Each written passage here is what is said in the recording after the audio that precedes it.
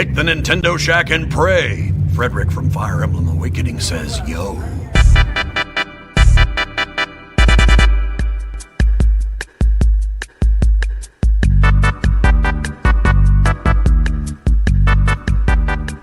The Shack is back. Greetings, Koopalings. My name is Donnie Reese, and thank you for joining me once again on another week of PSVG's Little Nintendo Shack podcast.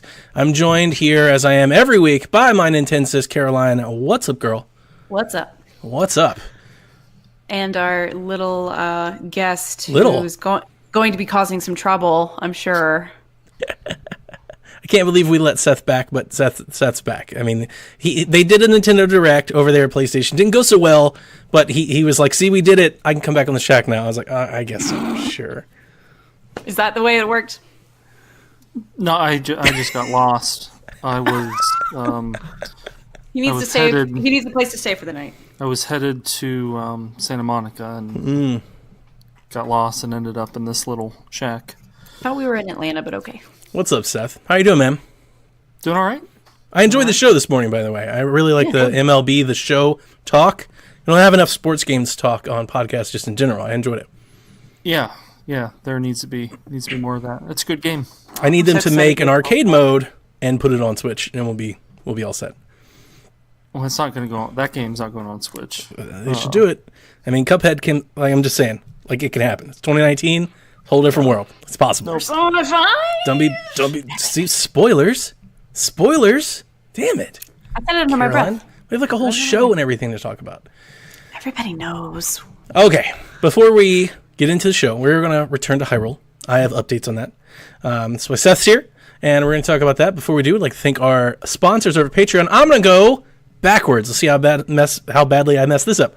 So thank you to our Patreon producers: Paul Calicote, Barry Cathcart, Bonesaw, Professor Switch, thank you, Joel, Kyle, Chris, Kevin, Devin, Callow, and Coach Hulk.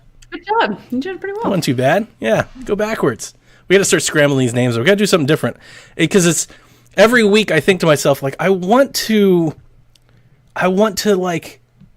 Change that up? No, it's just pull like... names out of a hat. I don't want it to be, like, monotonous or repetitive. Like, I want to tell them how much, like, we're really thankful for them. Like, these folks go above and beyond in the Patreon, and I always try to bring up the giveaway this month. Get a PSVG polo shirt. Shirts are hot. We're about to post a picture. That's the Patreon giveaway this month. You got to put $1 in the bucket before the end of the month. They're really sexy. Big month. Yeah, it's good stuff. Maybe I can get one. No, definitely not. No. Still no. So there's a YouTube channel called WTF1, which covers Formula One racing, and after every race, the guy they recap the race and do memes and whatever, and then at the end he reads the whole rundown as fast as he can of all the racers, all the drivers. So of course there's 20, and they all have foreign names. So he's like, Valtteri Bottas, Sebastian Vettel, Lewis Hamilton. Oh God, no! Kimi Räikkönen, no. As fast as he can go. So Caroline, you could try and do that. Caroline, if I task you with something just right off the top of my head, will you commit to doing it?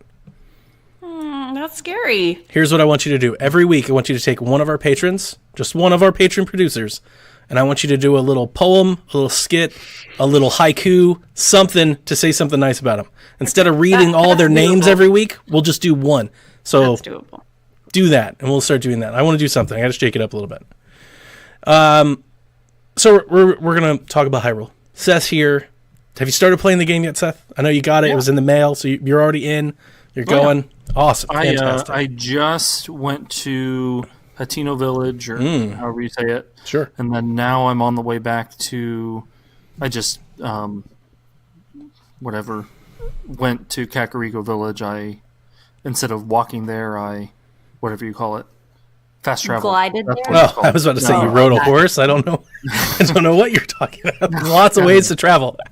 Fast travel. Gotcha. Because I'm in the first game, I didn't really start fast traveling until closer to the end when I just was trying to zip around and do things. This time, I'm kind of try and be more streamlined. So before we break down the rest of this, we have a question. It came in, or we have a story. It came in last week from Isaac, Kaiju Guy. Thank you so much.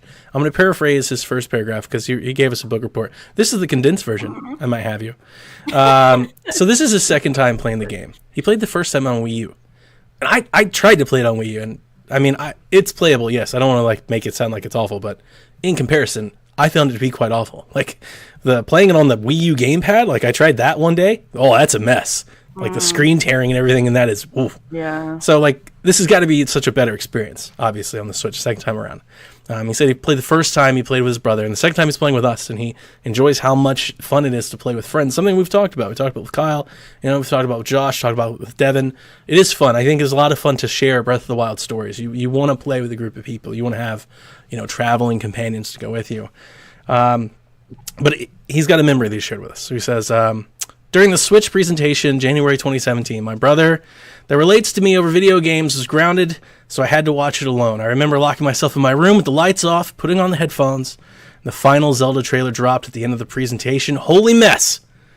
I knew that I wanted this game, but at that point I realized that this game was truly going to be. Now, I gotta be honest, that trailer moved me to tears. Seeing the drama of this story, and the village is on fire, and finally Zelda collapsing in Link's arms, it was just too much to handle. I'm a sucker for musical cues, and at the end of the trailer, when the main Zelda theme played, it was at that moment, seeing how far the series had progressed was just amazing, and that main theme still remained. It was beautiful, and it still gets to me. It was hard to describe to my brother in words. Thanks, guys. I've enjoyed playing this game with all of you. Isaac. I was also I was Skyping with Brian at the time because he was back at law school, so we weren't watching it together. But we were just both kind of just not paying attention to each other. But he had tears in his eyes, and I was just outright sobbing. So it's very powerful. Every so often when I remember that it exists, I'm like, I should probably watch that again just to like get chills again, because I do get goosebumps every time I watch it. The people that put that trailer together deserve the highest praise and a lot of money at Nintendo. They did great work. I do love that trailer. That trailer was... I'll never forget seeing that trailer. I remember we saw the trailer. It was just like, whoa. That's the best. That's probably the best Nintendo trailer. Absolutely. Yeah. Bar none. Like ever. Good Nintendo trailers. I don't necessarily think I have a whole lot of that are like memorable. Do you remember the stupid one for Ocarina of Time where it's like, will ye fail or will ye triumph? Like they tried to make it. I was like 10 when that game came out, so not really. I remember seeing it on television. There was much TV. The original Smash Brothers, Happy Together. That was kind of just a TV spot. Caro, was it you who liked to stand on? Yoo-hoo. It's a good drink. No. Like to stand on porches and watch people play Ocarina of Time. No, that was not me. Was that you? Oh, okay. No. I couldn't remember. I thought that was I don't have a voyeurism fetish. Okay. There was the Twilight Princess one at E3 2004. That was the one that came to mind. That's another good one. That was a big one. I was thinking everybody's going to hate it, but I thought it was good. I remember the marketing was the original like Wii launch trailer. Yeah. We would like to play, and they opened the door and they came in, and that was cool brand of marketing. Obviously, the first Switch trailer was big. That made waves. But, and the Melee trailer at E3 2001, that was huge too. Everybody was losing their minds at E3. Anyway, so Zelda, thanks Kaiju for sending us in your story, and you can too. The Return to Hyrule continues, and if you're playing Breath of the Wild and you want to share a story, something you found, something you discovered, something you've discovered that you hated, share a frustration. We're here for you.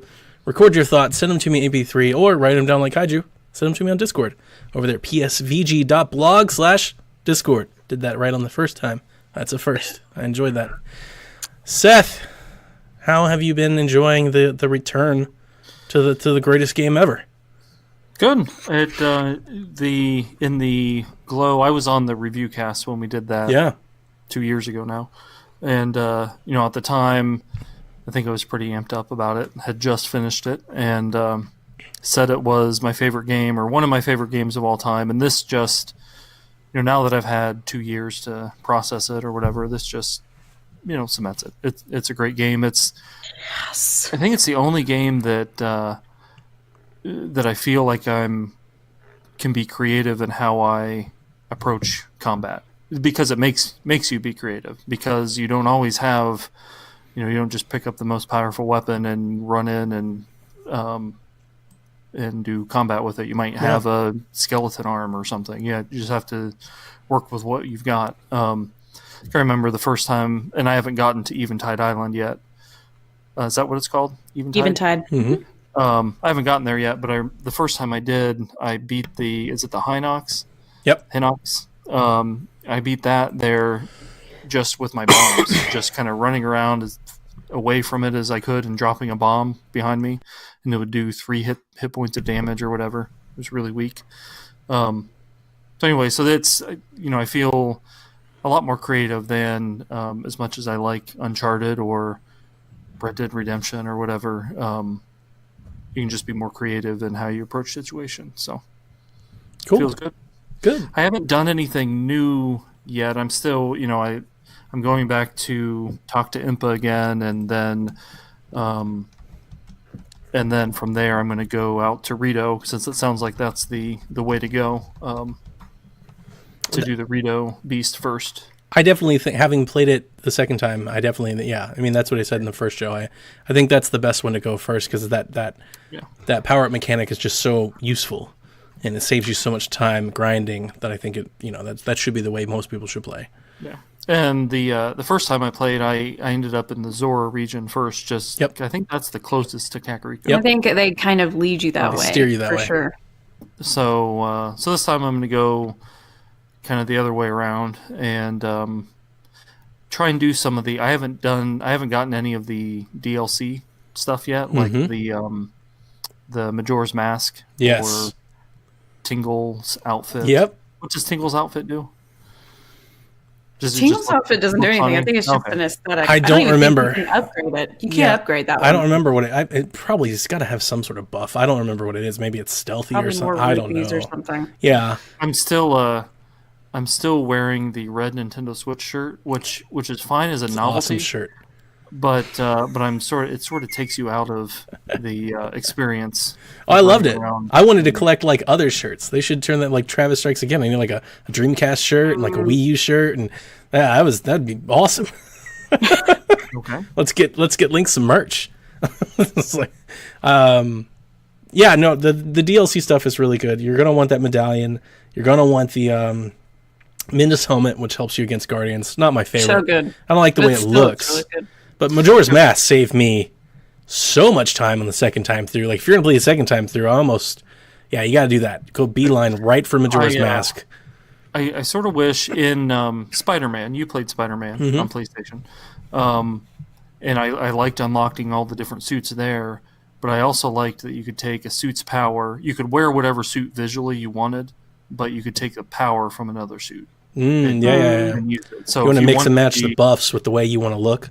Yeah, that makes I sense. wish you could do that in Zelda. That makes sense. I'm not even, I don't even have any buffs yet, but when I get there, and then I'm also as I'm going around and as I start gaining rupees, I'm gonna do the house and do that, because I did the house mission before, but I never did that village that comes after the house. Yep, Terrytown. Yeah, Terrytown. You get the house. Yep. And you buy the house and all this stuff. The next quest. And then the quest that you do is you finish Terrytown. Right. Yeah. Yeah. So I never did, because I didn't get there until I didn't even try doing that until after I beat Ganon, and then once I beat Ganon, I was that's must-have stuff, man. How do you feel like coming back to it? Does it still feel special and like cool? Does it feel like the novelty's worn off? Like, do you still feel? The novelty of like the exploring. Like, I got to the shrine that's in Hateno Village, however you say that, is the one where it's a motion shrine where you have the ball and you have to take it through the maze and then flip it onto the other side. Yeah. I never beat that originally, and I tried for maybe 10 minutes this time, and I tried. Is that one where you flip it upside down? Yeah. Take your controller and flip your controller upside down to make it flat, and just roll it off the side. Just use it like a lever. I tried that. I probably need to do it on the TV instead of, because I was trying to mess around with. Yeah. It's weird and portable. Yeah. The portable mode, like I turned my console Switch upside down, you can't see it. and then clicked it, and then turned it back over, so it was, but it didn't work right. So I need to do that on the TV, because it annoys me that I've gotten so close on that one. But in general, the sense of discovery or whatever is gone. Yeah. You know where everything is, you know where to go, you know how you're going to do it. Right. Now it has been, it's been almost 2 years since I haven't really touched it since release. I did try and run through the trials one time, or I tried that for a stretch, but I couldn't get very far, I think because I hadn't played it for a while. So I'm hoping to do that on this run. Oh, that'd be awesome. I'd like to hear from you when you try that, when you attempt that. So I don't know. I've had the game now for maybe a week and a half, and I'm not all that far. I don't know how long I've played, but so it'll be it might be a race between Dev and I for which one. I'm not sure if Dev will ever come back, to be honest with you. Dev's kind of moved really? on. Is he done? I think Josh will move on. No, they haven't said they're done, but it just they don't seem to really be playing it. Dev has the time. And I don't think Breath of the Wild is a game that you can play a shrine a month on. Like you're never gonna. You can't like play it in an hour a week chunks. You'd be playing for 10 years. There's it's not even the amount of stuff. Is that you just have to remember? Remember what you're doing. You're gonna have to relearn everything every time, and that's gonna make it worse. You're not gonna. Right. That's not how you're gonna want to play this game. Right, because that's what I've been relearning, and I because I've spent so long away from it, you have to relearn what each of the runes do, and all the buttons and the combinations. Like it's weird. You gotta hold a button while you cycle the D-pad. These are things you don't do a whole lot of in a lot of games. Well, I beat the game, so my return to Hyrule is kind of over. It's not over, but it's kind of over. So I ran the keep. Caroline, I don't have 120 shrines. I have 106. I got to the point where I just got tired of running to the next shrine. I was like, I have so many to do. Technically, aren't there 124 as of the DLC though? I think the DLC is 140 or something. Didn't the DLC add 15?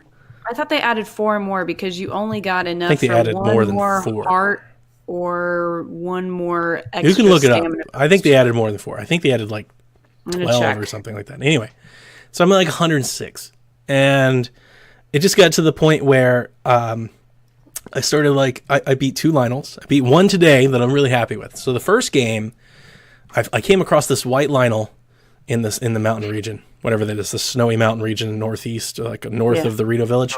Yep. And this white Lionel owned me for 3 days. I could not. I hit him with 100 bomb arrows and the Master Sword, and I was just taking off pieces of his health at a time. I could never finish. And then, but at that time, I was literally just trying to fight the Lionel. I was terrible at the Flurry Rush. Still am. I still don't have that timing down. But here's the thing that I didn't know on the first run that I found out before we started the second one was that if you upgraded your rune, you could freeze the Lionel. The stasis rune. I never knew that. I upgraded the bomb on the first run, and the upgraded bombs didn't really do much for me, so I was I'm not going to spend any of my time upgrading the rest of these. But yeah, upgrading the rune helps, because when he charges me, where I'm supposed to do Flurry Rush, I just freeze him. And then and this other time I'm also being more resourceful. One of the benefits, having beat it twice now, is that yes, on the second run, a lot of the discovery and wonder of the world is gone, because I know where everything is, but it comes with I played it very aggressively because I know all of the buffs and I know how to use them better, because I've not only did I play it before, but I've learned since the last time I played it through the gifts, through the YouTubes, through the guides, through talking with everybody at PSVG. I've learned about attack power up and about the Lionel armor and about all these other things and upgrading armor sets versus pieces of armor, things that I like. So man, I walked into that Lionel with just speed boost, attack boost, rune boost. I'd freeze him, pull out a huge sword. Man, I got 3 stamina wheels. I'm just spinning like a tornado, just smacking the dude everywhere from sideways. He gets hit, flails around, looks at me, arrow to the head, hit him again. By the time he gets back, I've got my rune back, freezing me. It almost felt easy. Yeah. The second time around, I was like, aw, I wasted so much time the first time. But coming back the second time, I took him down. So it got to the point where I was going through all the shrines. I was in the Gerudo. getting all the shrines, and I was just like, you know what? I'm kind of tired of doing shrines. I did shrines for like 2 days. So it's probably just me burning out, you know? And I was like, I'm just going to go run the castle. And I did. I just went, got my shield, and ran the castle, had a blast. And the ending's still not my favorite. I didn't collect all the memories on my second time through. Seems like a waste of time now. Yeah. Why would you do that twice? I didn't like doing it the first time. Definitely not going to do it again. But yeah, I did get, I got Zelda's Horse the second time. I never did that the first time. And I completed so many more shrines on the second loop than I did the first time. I think I ultimately ended around the same, but like all the ones I did were different. Because I think on the first one, I think I did a lot of those DLC ones, whereas on this one, I don't think I did any of the DLC ones. I think I did nothing but the regular ones, and like I cleared entire regions. I sent you guys a screenshot. Yeah. Great. So yeah, I had a lot of fun. I'm really glad that I went back, and yeah, by the time it was all said and done, I was kind of ready for it to be over with. And it was good that, or I don't know if it was good, but it was good that, I guess segueing into Caroline, my Yoshi still isn't here. That's Like crazy. I ordered it at Best Buy. It's Wednesday. I ordered it at Best Buy, and for whatever reason, when I pre-ordered it, it was marked to shipping. I don't know. I normally pick up at the store, but it was marked to shipping. I've just been waiting for it, and it's okay because I got mail bringing it or UPS. whatever. I don't know. Whatever they're doing, I don't know. I'm checking it like that, but it just hasn't shown up. And it's fine. I've been playing other things because I've got it. So I'm happy to wait.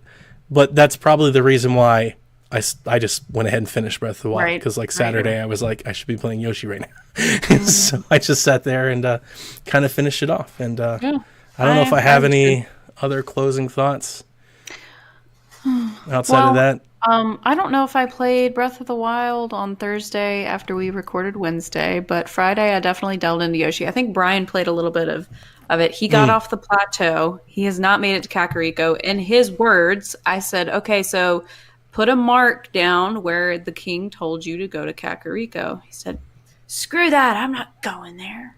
I like it. In his words. Fight the man. Fight the power.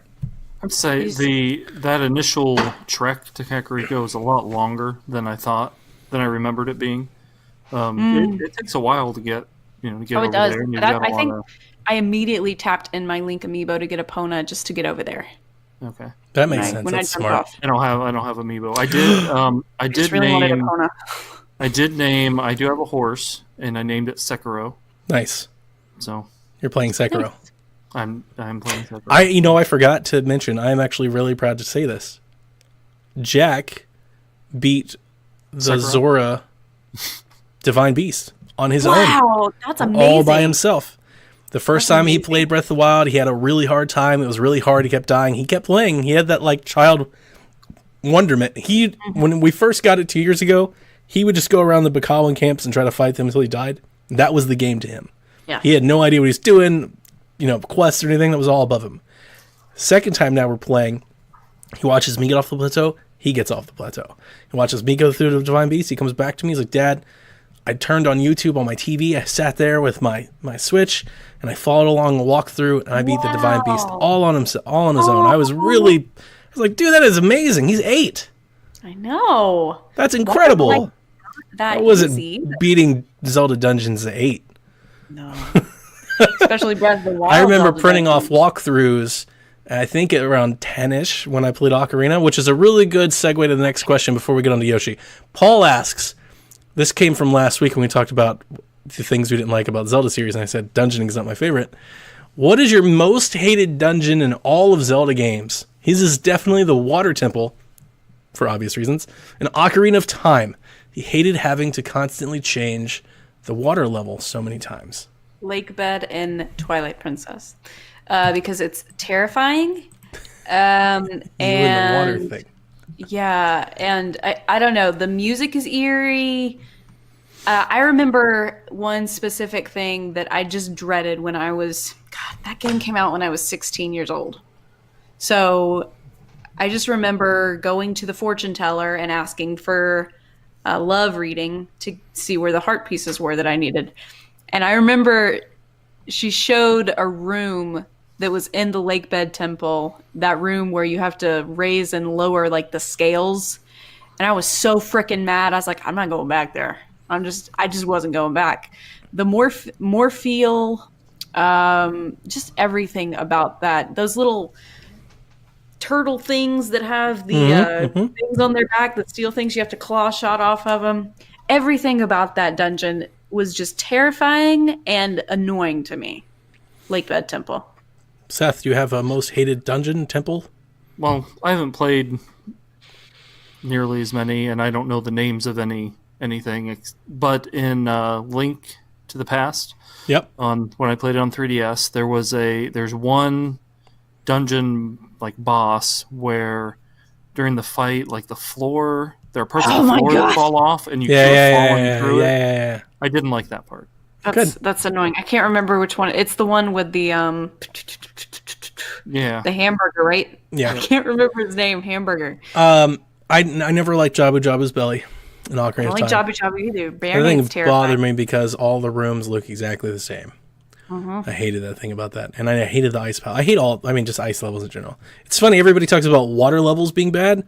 Ice levels blow. You're constantly like slipping and sliding. Yeah, none of that's fun. Ice physics suck. Way worse than swimming. Way worse. I like puzzles. Another one that I absolutely can't stand is also in Twilight Princess, City in the Sky. That dungeon frickin' I like the Sky Temple. No! With like the double hook shot? The only good part of that temple is Argarok. That boss fight is fun. But getting around all of the spinning, I like it. I like it. No, absolutely can't it's stand challenging. it. You get so lost in that thing. So lost. But Twilight Princess is like one of my top 5 favorite Zelda games, and I can't stand 2 of the dungeons from it. One day we'll have to talk about best Zelda games. I think that's going to wrap up. Another Return to Hyrule. Return to Hyrule. It just keeps going. It just keeps going. Everyone, we can go Return to Termina. That's it. How's Yoshi? Yoshi is adorable and fun. Now, the way I play it is I go through and I 100% an area before I go into the next area. So the way that it works is... That would drive me nuts. I got to do it that way. Because I forget to go back and I forget how the mechanics of a certain level work. Right. So I get it. Get everything together. I would never finish the game because I'm with you, Seth. Like Donnie with the shrines, going through each area, eventually you just okay, let me... Yeah, I need That's something how I else. operate. So I play Captain Toad the exact same way. But I feel like that's how you play Captain Toad. Like, you shouldn't be advancing Captain Toad levels until you find all the things. But I understand Yoshi's got a little more gameplay to it than Captain Toad. Captain Toad really doesn't have any game. That is the gameplay. Finding all the hidden stuff. There's more than 5 smiley flowers per level now. So you have, I think in the beginning you have at least 5 smiley flowers, but then you have 3 additional flowers per level. 1 for getting all the red coins. There's 20 per level. 1 for having full health. And another for, 100 coins, 100 regular coins. And then on top of that, the ones that you find in the level. You can have up to 10. And then if you play the flip side, every time you play the flip side of the game, you find the Poochie Pups. You can get up to 4 for a Poochie Pup level. So you catch all 3 of them. And if you do it within a certain time limit, you get your bonus one. That's just too much. It's there's 80 collectibles per level. It's just too much. I love it. There's one mechanic that was very frustrating for me that it took quite some time to get a hold of. And it's where you get inside the giant Yoshi, the Go-Go Yoshi, and you're punching. And you have to adjust... Well, it's like the 3rd level. So you're adjusting where your arm is, up, down, or in the middle. And you can charge up your arm. So you can charge up and hit multiple items at one time for more points. So are you a Yoshi robot? Yeah, this sounds like Kirby Robobot Yoshi? A robot. Yoshi robot. Okay. It's really cute. It's Sounds really cool. fun. But it's an auto scroller. So if you miss something or if you accidentally bump something before actually punching it, you don't get the points. You get X amount of smiley flowers based on how many points you get. So if you get 6,000 points, you only get 1. If you get 7,500, you get 2. If you get 9,000, you get all 3. And then on top of that, there's the ones that you have to collect while you're auto-scrolling through there. And they're not easy to do. I think I played it maybe 5 times through before I completed the level. Wow. Very fun. I haven't been playing it a lot because I've been playing the painting game, which is, a very ridiculously tedious game where you block in all of the walls and then you go around the outlets and you do 4 coats of paint because your red that you picked out is extremely transparent for some reason, but you need it to be like a rich, solid color. Anyway, the painting game sucks. Are you painting your house? Is that what's going on here? I'm being facetious, but yes, I'm painting my house. Yeah. We got paint on Saturday and we've been doing that. So I haven't been playing games so much. Also, I put together my desk for my game room and I'm officially in my game room right now, but it's completely barren. Was the red paint about Yoshi or was that about your house? It was about my house. It's about your house. Sorry, Seth. Sorry to confuse you. There's no red paint in the See what happens when you take breaks during the segment? I didn't take a big break. It took. Have you played Yoshi? I just played the demo. Oh, okay. So yeah, I don't have the game. Gotcha. I don't have the game yet either. It's wonderful. It's absolutely wonderful. My sister came over on Monday, and the demo is the game of the year on Switch. So I can imagine that the game will be. I can't wait. I'm excited. I'm just sitting here waiting on Best Buy. Thanks, Best Buy. My sister and I grew up together. Yoshi's Story was one of her first favorite games. Oh, okay. But yeah, she loves Yoshi's Story. And so she came over and Yoshi's Story is amazing. Watched it. And of course, she is enamored with it and she thinks it's great. That's one my wife loves too. I think Yoshi's Woolly World was my first Yoshi game.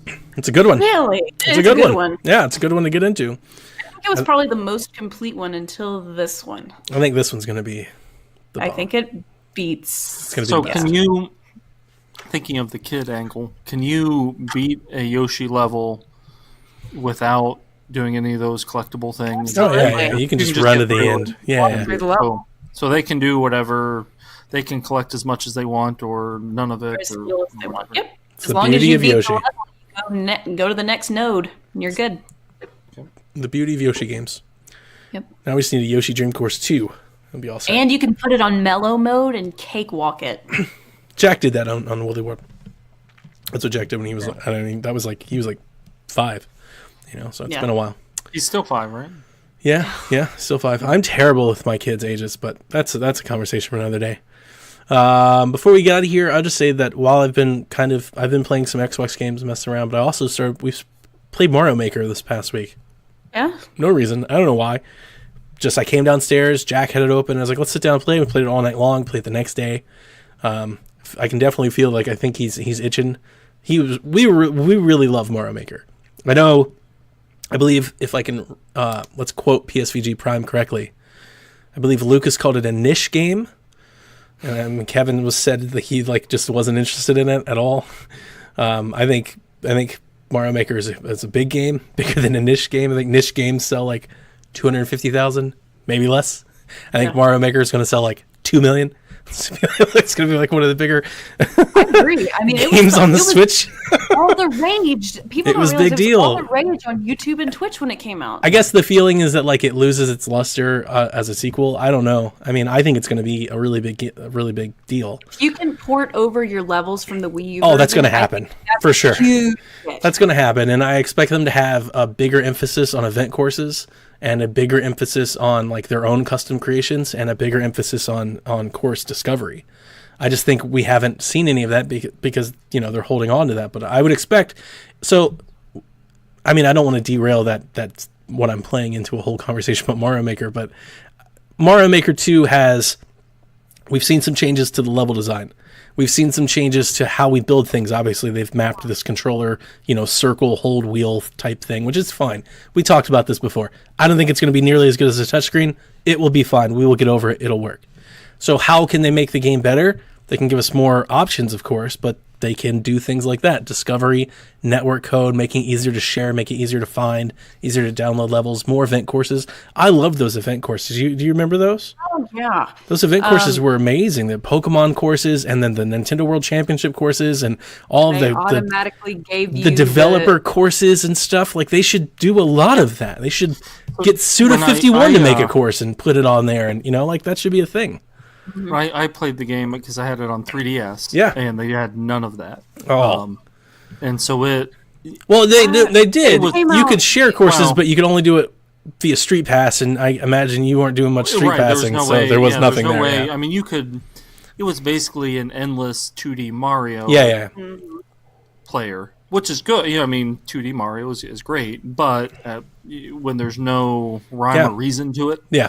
No, I'm with you. That would make, and that's why I never bought it on 3DS, because there's no appeal in that. Like, the appeal is the community building these levels that you get to play. Speaking of community, for the course creation, on PlayStation, the Dreams comes out, I think, next with the Dreams beta, or not the beta, the early access comes out in 2 weeks, and I played some of the beta, and if you can create a fully 3D world game using a video game controller on a TV screen, you can create a Mario Maker. Like, it will be fine. I think for the few of us, because we are few at this point, the few of us that had Mario Maker on Wii, I think we're gonna miss it. And you know what? What I'm really saying is I think I'm gonna miss it. Maybe nobody else does, but I definitely think for all the crap that we give about Wii U, taking a stylus and dragging it across the screen to make a Mario, like, that's you're gonna miss that on Switch. Like, that's not there. Like, we don't know. Maybe we can do it on the touchscreen, but we don't know. They didn't they didn't show us that. I want to know what their solution is to having no Miiverse. Because one of the biggest things was if you were stuck, people would put little Miiverse posts and tag it throughout the thing and say, jump here, This is how you get through it. Before guides, I think, we had Miiverse.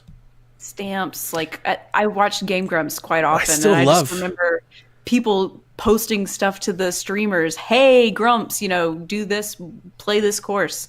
There was something like the community aspect of that was something that I really, really enjoyed seeing. It was like a nice way to interact with people that normally wouldn't be on your radar. The music levels, you can do that without touchscreen, without touchscreen, or without a Miiverse thing. Well, they could do it in game. They could build it in game and have like little messages. That's fine. I just miss Miiverse. I really do. I miss Stamp. I miss Miiverse. I mean, they could just make it all Twitter based. Like, they have Twitter baked into the console. They could do that. But I was going to say is, so we had all the music levels, all the auto runners, like the things that people didn't like, all the super hard levels, right? So I think you could give tags for those types of things and categories, so you could kind of spread that out.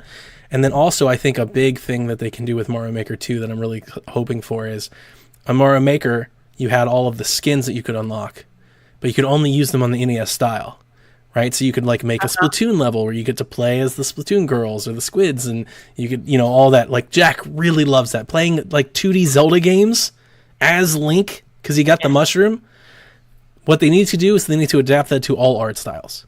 And not just do it on the NES. It needs to be 8-bit, 16-bit, everything, all of it. You can use, and I think they should bake it into Amiibo, but I don't think they will, but they should, and let you like unlock it straight from the get-go, because Mario Maker could be really big if people could design 2D entire worlds, 2D games, 2D Zelda game, like not just play a level based on Link, but 10 levels built around a world, and you take Link on a journey. That's Mario Maker next level. Like, that's the Splatoon kids into your Hyrule. I'm kind of hoping instead of like you download a course, you could download packs of courses, worlds, overworlds, anything like that. I mean, they did that. Did you ever play Sound Shapes, Donnie? Yes. Mm-hmm. Yeah. So they did that sort of thing with Sound Shapes, which is one of PS Vita's best games. And I played it on PS4. It's best on Vita. But they had content creators like, PlayStation guys like Shuhei Yoshida and the guy who, I can't think of his name, but they had other content creators doing level packs, and it would be all sort of themed around a musical theme, and it'd be 5 levels, 10 levels a pack. Oh yeah. I feel so bad for you because. Yeah, your impression of Mario Maker couldn't be further from what Mario Maker was, man. The special event courses that you had in Mario Maker, like the Merry Christmas, the Happy Halloween, all the spooky tunes, all of the things that you missed out on, like the Pokemon levels, like actually walking into different little Mario houses to pick your starter and become Squirtle and go through the... There's stuff like that made Mario Maker really freaking awesome. What were the rewards? You would get rewards if you beat it. Don't you remember that? They had rewards for them, and I just can't remember. Was it like a stamp? You would just get stamps and stuff? Maybe stamps, yeah. And then, I like, when you remember- completed the 10 Mario stuff, you got the Nintendo World Championship courses. Like, I want them to do more of that. And that's kind of where I'm hoping they do, is they kind of create this, like, featured content section where every 6 months or so, somebody drops 5 courses. You know, like, hey, check out Miyamoto's little Pikmin Nintendo Mario Maker world. You know, like, that's really neat. Anyway, we got to move on. It's too long. This show's going to be too long already. I know if we're still in the what we're playing stage. I have played a little bit of Starlink. Yeah. And I've enjoyed it up until I've gotten stuck on this one. It's the first, I assume the first big boss, this Apex Prime. I've gotten beat like 3 times. Is that the one where you just have to shoot his legs? You have to shoot each of its leg, or it's like up on its shoulders, and then once you get that, then there's a spot under its belly that. Yeah. I didn't have an issue with that. Maybe you need a different gun or something. I don't know. So I'm thinking I might need to level up my guns a little bit. That might be the case. Yeah. So I'm gonna, whenever I get back to it, I've been if I'm playing Switch, I'm playing Zelda right now. Sure. It's a better game. Yeah. Starlink's good, but it's no Breath of the Wild. Yeah. Oh yeah. Quick little thing: if you won, you unlock like sprites. So the Bulbasaur, Charmander, one, unlocked them as like you could play as them. In I like the Starlink? super. No. She's still talking about Mario Maker, and that's what I was saying. Like with Amiibo, they should just let you unlock that right from the get go. And the other game that I was playing up until I started the Hyrule is Motorsport Manager. Yeah. Which is it's a mobile game, but it's good on Switch. If anybody is into that sort of management sim and racing. Are you going to get that like the F1 career racing sim thing? I saw that. Are you aware of that? I saw a game and I thought of you. It's like that game dev story, but there's like race game story. Oh, I've played that on mobile. Okay. It's fine. Good. Okay. It's like game dev story with a F1 racing with racing skin on it. That's why I thought you might be interested. Fine. Okay. Motorsport Manager's better. Yeah. There you go. Thanks, Seth. We don't have enough of that coverage over here. Like we're never gonna have that coverage. No, we're not. I bought West of Loathing, buddy. By the way, before we get into the news, like I bought it. I ain't got to it yet, but I bought it. I bought Gum and Clive. I bought a bunch of things. When you've got like 6 hours. Yeah. West of Loathing, you'll finish that in a week. Hey, if Yoshi doesn't come here, maybe I'll play it. I'm still waiting on this Yoshi somewhere. Well, back in the day, I feel like I definitely need to get West of Loathing. It's good. Looks funny. It's really funny. Let's get into the news block before we're here till midnight. Jeez. All right.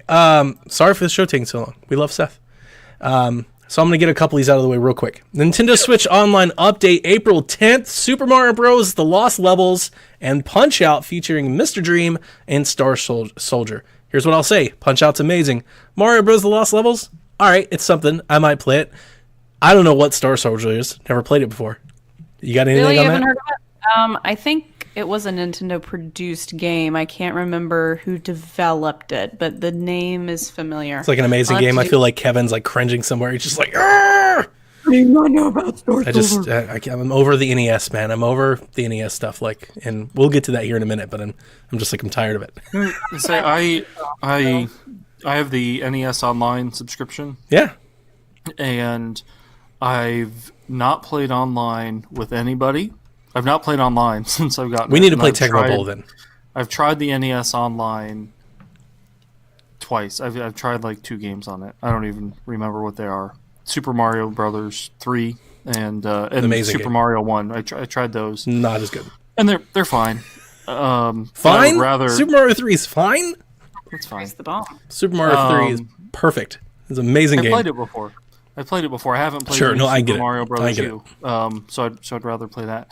My kids have played Mario Kart with some friends that used to live here and then moved up toward the Cleveland area. So they've used it online a little bit.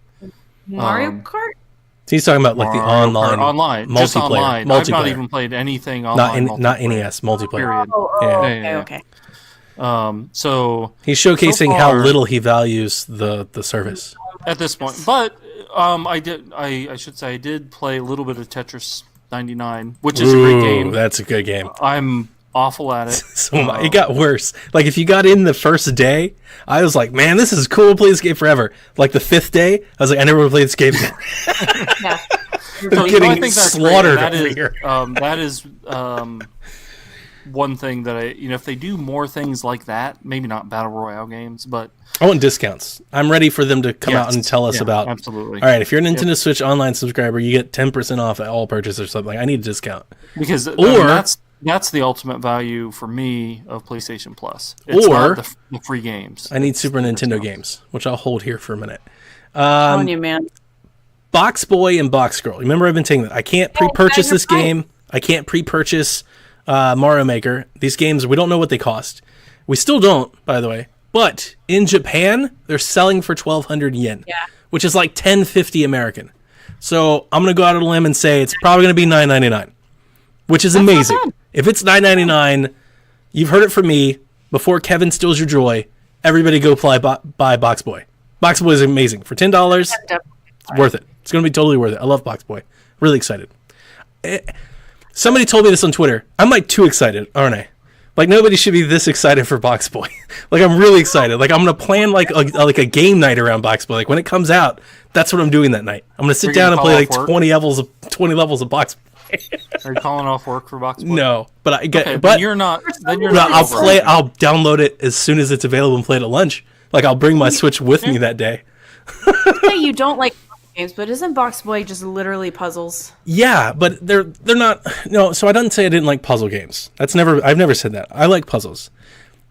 The 3D Zelda puzzles, especially like the more elaborate ones that you find in some bigger games like Twilight Princess, they're a bit much for me because not only is it you're not doing a puzzle to finish the room, you're doing a puzzle to finish one room that connects to the second room, which connects to the third room, which flips the entire floor over to get the key to go down to the third floor.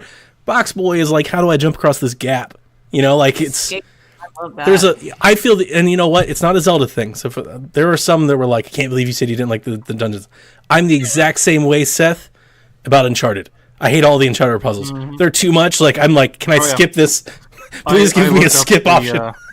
I look up the solutions to those. If I can't do it within 5 minutes, just look up the solution. The one in Uncharted 4 where you had to move all of the pieces to like make the shadows and like but you could only slide them one direction. Oh, I wanted to like throw my controller across the room. I don't know why they put that in game. That's not fun.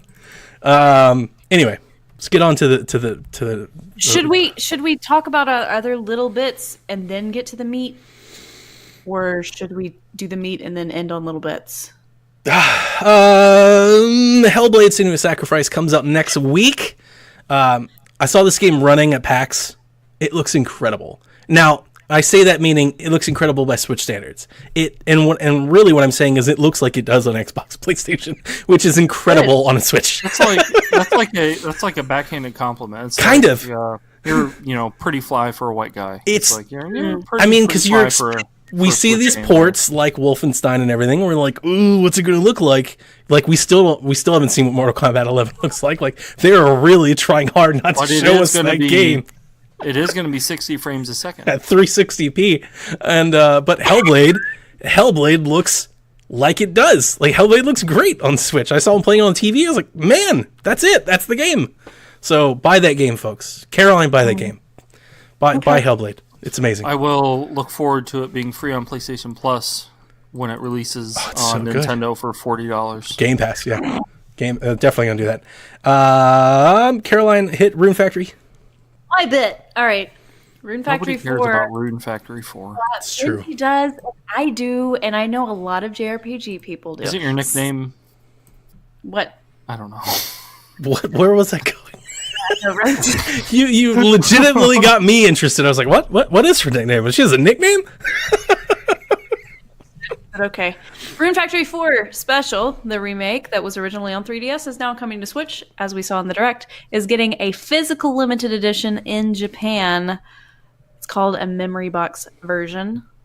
Xseed, who is the localizer of all of those Natsume, previously Natsume, God almighty. Yeah, it's still Natsume in it. I don't remember. Who cares? I don't remember. Anyway. Xseed is publishing Rune Factory 4 Special Edition Japan. And Carol has already pre-ordered on PlayAsia 8 versions. There are multiple covers of it, which you could just print off the internet. Different statues. And have the same thing. They have different poses. Go, Caroline.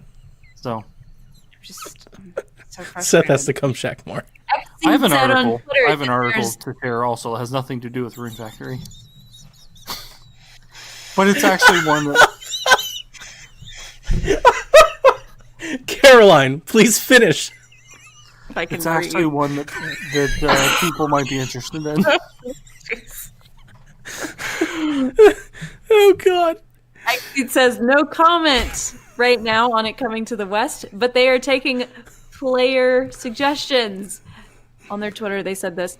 It's going to be 9,504 yen for the special edition or 5,378 yen for the regular edition per Amazon Japan. It releases July 25th. The hell for does that both mean? What does that mean to the folks that listen to our show? Seth is muted, by the way. If you didn't know, I muted Seth. So what does that mean? What does the yen mean? Is it like $100? Is it like $50? Is 95 yen is like 90 to 95,000. Gotcha. $95,000 for Rune Factory 4. Boy, this show is really going off the rails. Let's get Seth back in here. So, Go ahead. I'm done. Just go. so how many? What is the yen to American dollar conversion? Who knows? Just said this. Yeah, nobody knows. You said $95,000. 100 yen is $1 US. Okay. Roughly. So 95,000 divided by 100. It's $95. $95. Okay, Yeah. that's doable. $100. That's doable. That's a lot for Rune Factory 4. It's doable for you. By It the ain't way- doable for me. Well, I didn't say it was doable. It's You get swimsuit DLC, Donnie. Ooh, it got my interest a little bit. Slightly interested. More interested than I was before. It's pretty cool. so Donnie, did you see the PDP reveals Switch controller with headphone jack and Yeah. adjustable audio settings? Yeah, we posted that on our Twitter at Shack Life. Come follow us at Shack Life on Twitter. Posted in the Discord. I called it basically the Fortnite controller because I don't know any other games that are doing in-game chat. Like, I know Warframe does, but like that's it, right? So this wouldn't work for Splatoon? I don't. I mean, You I would don't have- think you that. would Yeah, have to go you through have to go through the app. Like, they don't have in-game audio. The only games that have in-game audio are the free-to-play games, like the free-to-play multiplayer games. It's like Warframe, Paladins. It's like the Fortnite controller. Is basically what you want to call it. It is the Fortnite controller until further notice. Makes sense. Yeah, because we don't have Madden or Call of Duty or any of the other stuff, and Mario Kart doesn't support in-game chat, or does it on Switch? It does. Yeah, it does. Because you can chat in the lobbies, right? You don't have to use the app. No. I No? don't think Did in they- audio chat you can just. No, I don't think so. You I can think They say- patched that out. I'm using tilt controls. don't you remember? Yeah. Because on Wii U you have- could, so I what's guess you that? can on Switch. That's right. All right. Yeah. Anyway, I thought that was cool. we saved the best for last. If anybody stayed with us to this point, and Bundy, Paws on Fire. saving coming the to Switch. saving the best for last is also basically saying we buried the lead. And Persona 5 news has popped this week. Donnie got really it has. excited. All right, so Alice, we talked about this a long time ago. Alice registered a bunch of domains. One of them was p5s.japan. It went live this week with a countdown to April 25th. The internet's going bananas about what this is. Of course, everybody thinks it's Persona 5 Switch. That makes sense. Joker's coming to Smash. It makes sense. I give you that. There are also people out there a little worried. I wouldn't count myself in this, but I mean, I recognize that it's a legit solution. It could be like a Persona 5 fighting game. It could be any type of spin-off. It could not be coming. Like, they just announced Persona 5 Royal coming to PlayStation 4, where you get to play as a girl character. It's an expansion. It's like an ultimate edition, like Persona 5 or Persona 4 Golden. So, I mean, I wasn't ready to jump on it definitely 100% means Switch bandwagon, even though I think it does.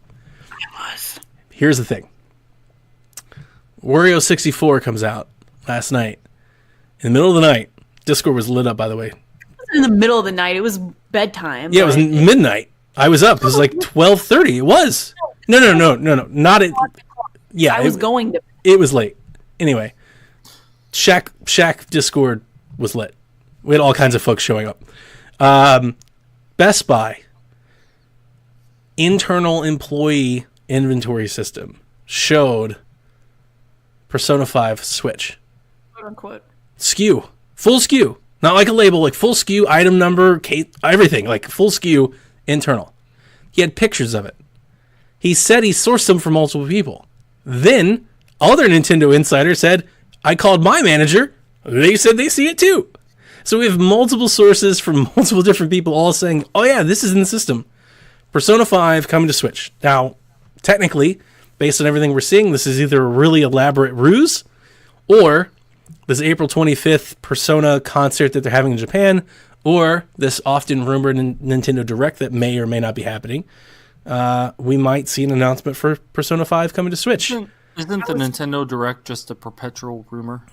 Yeah, kind of. This is like there's always a Nintendo there's Direct always coming. somebody saying it. Now there has been somebody went on record with some clout, somebody that predicted the Pokemon thing. Not just that Pokemon was happening, but the insider on Reset Era, they actually picked the starters. They said here are the starters that are coming, and they were right. They said almost a month ago that we were getting another Direct in April, and a lot of people like just wrote it off saying, yeah, right, we just had one. But it makes sense. I didn't think that was crazy, but when he said that, I thought, yeah, we're going to Smash Direct. Joker's coming. They're going to do a Direct. They're going to show Joker. They're going to show his moves. They're going to talk way too long about the update. They're going to show the stage, the music. They'll do a whole thing. Now, if they cap all that off with and Persona 5 is coming to Switch, I'd be super happy. So super happy. But I'll explode. the idea of a Direct didn't surprise me because we know this DLC update's coming. Like, this is going to happen. They could easily call that a Direct and do 10 minutes on Joker. That's piece of cake. Before Plus, we move on, need to know who the next DLC character is. yes, and I don't know if they're going to do that then or not, but they might. will. I don't know, maybe, but Yeah. we're really close to E3. That's the only thing that I give you. Just a little pause. They could save it. They could save it. No way. I think you're right, but they could. They could save it. Just like when Kevin said when Breath of the Wild DLC was coming, we're definitely going to play as the champions. I said we could not. It's possible that we don't. We all thought that, but it's possible we don't, and we didn't. So I'm just saying it's possible we don't. We're really close to E3. E3 is what, 60 days away? You know, like what's it? I mean, it's like 73, or 74, but it's 2 months away. Yeah. Yeah, so we're really close. So I think there's an existence where they don't. That's possible. But it really An alternate universe. We're We're going to start talking about alternate universes here. Doctor Strange. It really, really looks like Persona 5 is coming to Spider-Verses. Switch. And It has to be. I can't tell you how exciting I find that news and how much that's going to completely break my plans for what games I'm going to be playing in 2019. I'm going to buy a lot of games that don't get played if Persona 5 is coming to Switch because it's a long game and I'm for sure playing it. For years, people have told me, get a PlayStation just to play Persona. Oh, this is definitely, this is your game. This game is right down your alley. You're going to love it. You're going to love it. It's Xenoblade meets, it's like all the story things that you love about Fire Emblem. Yeah, Shin Megami Tensei kind of. Yeah. Yeah. Yeah, it's all that. You're going to love it. Anime game. I'm sold. It's going to be way, way better than the Octopath Traveler. Way better than that, for sure. That's like not that. difficult. It has a certain charm. Hey, certain charm about that game. I love it. But then Wario 64 starts getting worse. Hang on. Let me have my Persona moment, okay? Boy! Seth had Persona. So we were both in the same boat, I want to say, if I recall correctly. Like, we both really love the game. The style's amazing, music's amazing, it's great, the gameplay's great. Yep. It's a lot of time to dedicate to playing on your TV. Now, I'm not saying anybody out there that loves to play it on your PlayStation, like, you do you. I can't commit to playing a 100-hour plus game sitting there on my TV. I don't have that kind of time. And it's not even that it's 100 hours. It's that every time you jump in, you have to play it for 45 minutes to an hour. Like, That's my kind. At the minimum. Where, like Zelda, I can run and I can do a shrine in 5-10 minutes and hop off and do another shrine. You can accomplish things in 20 minutes. In Persona, you can sometimes, but you're not going to make much progress. I have played more of Persona 5 dancing on my PlayStation 4 than I did Persona 5 because I can play like what you're saying. I can come home, play a level or two of the dancing game, advance the story, and then save it and get off the TV so the rest of the family can use the TV. I have one PlayStation 4. It sits in my main living room. I can't sit there and play 6 hours of Persona every day. my entire family will be pissed off. They want to watch their shows. They got to watch that mass karaoke singer or whatever show that they're watching. Like, they got to do that. Going on. Oh, I don't know what that is, but I there's not been something I've seen on TV that I've hated more. Like, I looked at that and was like, I hate this. They're not even good singers, not even good actors, but that's neither here nor there. Save that for a DLC thing. But yes, I'm very excited. Now, this would be huge news, or at least to me. I think it's huge news because this would be the first time a mainline Persona game has hit a non-PlayStation system. That's a big deal. We have Persona games on Nintendo platforms. That's like we talked about that when Joker was announced. It's not like it's uncalled for. Like we have Persona Q, we have Persona Q2 coming. Like that's a thing. We've had fighting games in the past and things like that. But this is a mainline game. Somebody who still plays Persona, like I played Persona 3, I think a month ago. I played Persona 4 on my Vita this week. I'm really excited. That begs the question, does it open the door for other ports of the older games, kind of like what we're seeing with Final Fantasy? Probably not. I'm going to say probably not, just because, I mean, I don't know. I don't know, like, what Vita code, like, could they easily get golden over? I don't know what deals PlayStation has on exclusivity. Like Going through that, now that I thought about that, Atlas does not really, Atlas does not do games like that, Yeah. They're like one and done. Yes, and PlayStation pays for their exclusive rights, and you don't know how much like flexibility they have with that. Like PlayStation wants to keep it, I think I don't want to say that's why we have the Real, but it very much looks like PlayStation 4 will get the expanded Ultimate Edition of this game, and Switch will get the old base version of the game. And I think it's going to be great for Atlas because I think Persona 4, I looked it up, I think it's sold like maybe like 2 million copies on PlayStation 4. I would expect the Switch to get really close, or if not break that. And considering that you can get Persona 5 for like $20 on PlayStation 4 right now, it's going to sell on Switch at a ripe $60 right out of the gate. Yep. Like that's going to be great for Atlas, and they're going to resell the expansion edition to all the people that love it on PlayStation. So this is great for them. Great for everybody. More games to more people. I love it. I'm excited. Persona, come to Switch. I need it. I need a steelbook. I need a statue. I need all of it. I need my Funko Pops to come. I'm so excited. Caro, do you want to take bets on whether Donnie ever actually finishes Persona 5? Oh, I'm finishing. I will. I finished Persona 4. It. Well, no, I think you will, Caro. I don't think Donnie will. Okay, we'll see. I think you underestimate my ability to finish games when I play them the way I want to. I finish some games. I think I've proven this. That used to be a thing. Donnie never finished games. I finished some games. Depends on how much I where I can play them at. It's a whole different story if you put it on Switch. I finished a lot of things on Switch. All right, so then Wario went a little bit more crazy. So, Caroline had a heart attack. Everybody's all excited. They're talking about, oh my god, Persona 5 Switch. Like Twitter lit up. It's worth mentioning Best Buy has taken all of this down by now. Like this morning it came out and they were like, yeah, they're not there anymore. So somebody got in trouble. Somebody told somebody.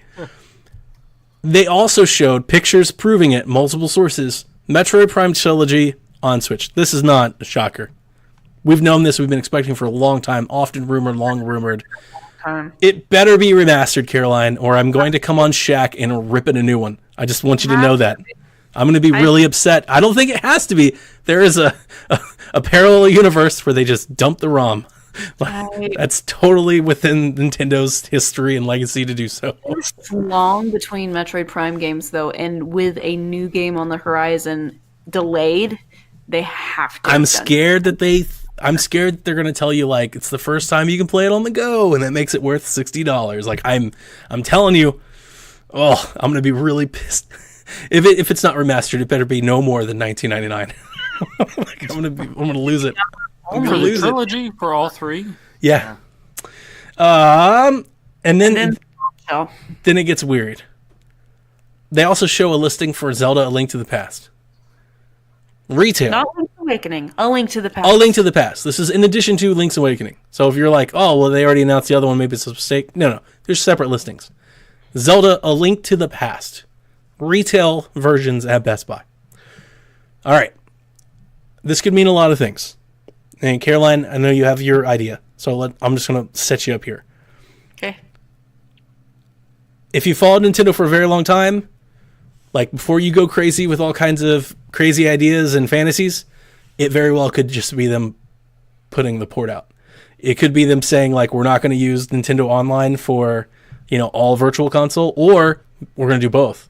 It could be we're going to add Super Nintendo games to Nintendo Online, but if you don't want to subscribe, you can buy a Link to the Past at retail. They could be jumping on a cart.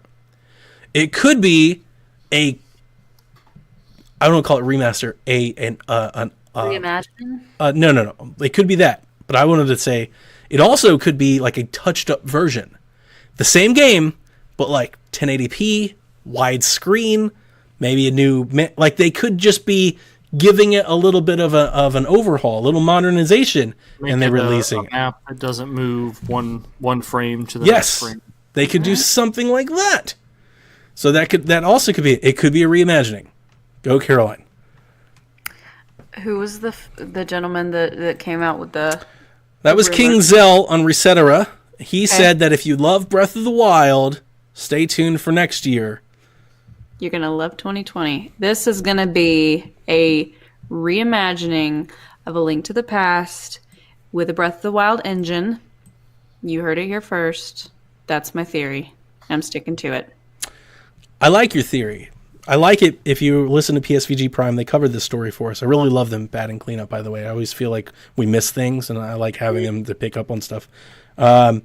They talked about how it would be weird, I'll go and throw this in, is that the story is that Monolith Soft is developing a Zelda game. Now, this isn't like crazy news because they developed Skyward Sword and Breath of the Wild. They did a lot of work on that. But as PSVG Prime pointed out, it would be weird for Nintendo to let them develop a brand new game, like a new thing. But to remake a game, that's not all that new. They take an engine that they're used to, already know, and let them create something that's already existing in a new way. That's interesting. I like your idea. I riffed off of your idea, and I'm going to do this. Okay. So, what if it is A Link to the Past? What if that's like a placeholder name? What if it is Breath of the Wild 2, sequel, whatever? What if it's a prequel, and they're going to do like a Breath of the Wild, Link to the Past, like play on words types thing? Because I really, really wanted, when I finished Breath of the Wild the first time, I really wanted to go back before Calamity and live in that world when they unlock all of the divine beasts, when they uncover them. Like, imagine going through dungeons to rescue the divine beasts from the earth, to live with all the champions, to walk amongst all the cities and not it being complete and total ruin. That's an interesting idea. So it's going to be The Legend of Zelda, Breath of the Wild. Don't worry about the words. Link to the Past, Don't worry about the name. I'm just saying, I was riffing off her idea. I'm not saying this is a prediction. I'm just... That would also that'd be cool. fit in with the current timeline, as Breath of the Wild is what people have talked about, a kind of reimagining of the original Legend of Zelda game. Yep. Which comes after A Link to the Past on that timeline. Yeah. That's where I was kind of coming off of that. Is maybe it's a play on words type thing. It also could be a Link's Awakening reimagining of the game, but Link to the Past. That's possible too. That's very possible. Now, a lot of people are like, well, why would they do both of them? Because both will sell. Because if they put one out in October and one out in November, everybody's going to buy both. That's why. Between Worlds already did that, though. Recently. 6 years ago. And the other thing that I was thinking last night in the Discord was, what if one of these projects, let's just say it is a reimagining. Let's say one of them was dedicated to 3DS and they decided to move it. That's what I was thinking, too. That would justify having two. Why do we have two? Because one of them wasn't supposed to be here. Link's Awakening was the one. We've been hearing for a while now that 3DS was supposed to be getting a remake of Link's Awakening. Like, that's been a long rumor. Yeah. We just never had any evidence. So it's possible, like, maybe they were doing these in tandem, and they're like, oh, crap, we can't put this on 3DS now. They moved it over. And I don't the know. style was simple that it seemed like it would have fit on 3DS. They just bumped up the resolution. I'm with you. Whatever Monolith Soft is doing under the Zelda team's purview, I think that's probably what this is. Whatever they call it. I think you might be right. Unless it's just a port. It could just be the game. It could be them doing classic line. Maybe they're not going to do Virtual Console. Maybe they're on Nintendo Switch Online. Maybe they do classics. Why not? I'm dreaming big, and I'm going to get myself let down later. But I'm dreaming big. How much do you think they could sell A Link to the Past on cartridge? Just the ROM, A Link to the Past on cartridge Switch. $20? 30. I think they could get 20, and I think people will pop on it. $19.99 budget release. They could do like a whole line of classics. Like they're really good ones. Like they did that for Game Boy Super Advance. Mario 3. They're Yeah. Nintendo collectors that just want the box art. They'll pay for it. Me. It's possible. I'm trying to give everybody all the options here. Right? Let's think about all the options that are available. So anyway, that was the big news and rumor and hullabaloo this week over here in Nintendo Land, and it's exciting times, guys. We have what is today's date? I don't even know what today's date is. April the 3rd. It's the 3rd. So we have roughly 20 days or so until this Persona thing comes out, and then we don't have no idea if there's a direct in between there or some sort of news. But I'm really, really excited. Persona 5 on Switch. This year's going to kill me. I mean, if Persona 5 comes, it really is going to kill. I can't play Animal Crossing and Persona 5. Yeah, right. And Dragon Quest goes right out the window. It's like, see you next year, Dragon Quest. Sorry, you just got bumped. And if Persona comes out anytime near Fire Emblem, Carolyn, you already know my thoughts on the Fire Emblem game. Like, you might be getting bumped too. My backlog is already so long. I posted a list of games that I still need for Switch, and y'all saw it. It was like somebody said it was like a grocery list. It'd be crazy. I just finished the Persona 5 anime last month, so I'm coming off of like a high. I'm like really excited. So I almost bought it on PlayStation 4. Almost bought it again. I'm not into that stuff, but I got a feeling I'm gonna be upset. It's good. You're gonna love it. I'm calling it now. Yeah, you're gonna love it. That's it. Seth, thanks for coming to hang out with Shaq. We always appreciate it. If you don't listen to if you don't listen to Seth's show, the PSXP podcast, the PlayStation podcast with Justin, great show. I love waking up with you guys. It's a great drive into work. You guys have a real good tone and demeanor for early morning. For me, anyway.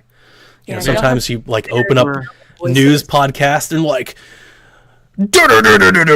it's like too much, man. I don't have coffee yet. You need the soothing Seth tones to get you going, man.